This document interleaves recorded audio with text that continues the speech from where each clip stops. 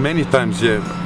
Self-portrait is really something I do all the time, but it goes from a very simple idea, like you have to have a character, and the easiest character to do was doing myself.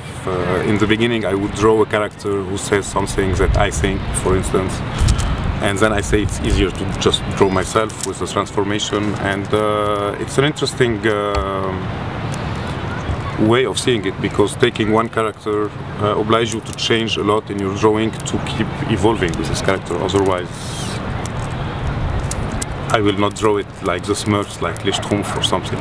I have to make it evolve. So having one character and making him evolve, he can become animal or he can become very different from vignette à vignette.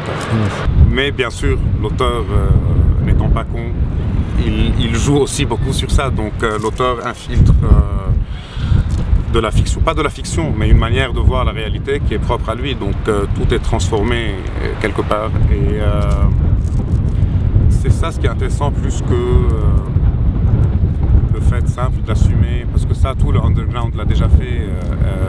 Bon, tout le monde l'a fait en littérature, bien sûr, depuis Rousseau, voire avant, mais même dans la bande dessinée, depuis Crumb jusqu'à aujourd'hui, le moi étalé sur la page et a été fait et refait et de manière de maître. Donc l'autobiographie est devenue une sorte de mode aujourd'hui, ou de genre.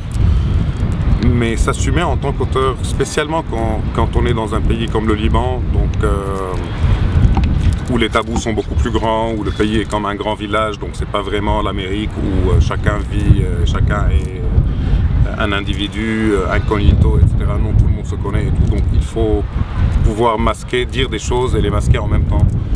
Et c'est très facile si je faisais des personnages qui n'étaient pas moi, parce qu'après je dis c'est les personnages, moi c'est pas mon mode de vie, etc. Et c'est pas vraiment de l'autobiographie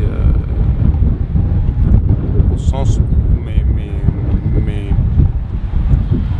mes peurs, mes hantises et tout ça, je les sors plus dans des histoires où je ne me dessine pas, justement, où ce n'est pas autobiographique, que les fois où je me dessine en train de me bourrer la gueule au Perdi Tempo ou partout, et où je me lâche quelque part. Donc c'est vraiment... c'est drôle que quand je me dessine, c'est moins de l'autobiographie que quand je ne me dessine pas, en fait, c'est surtout ça.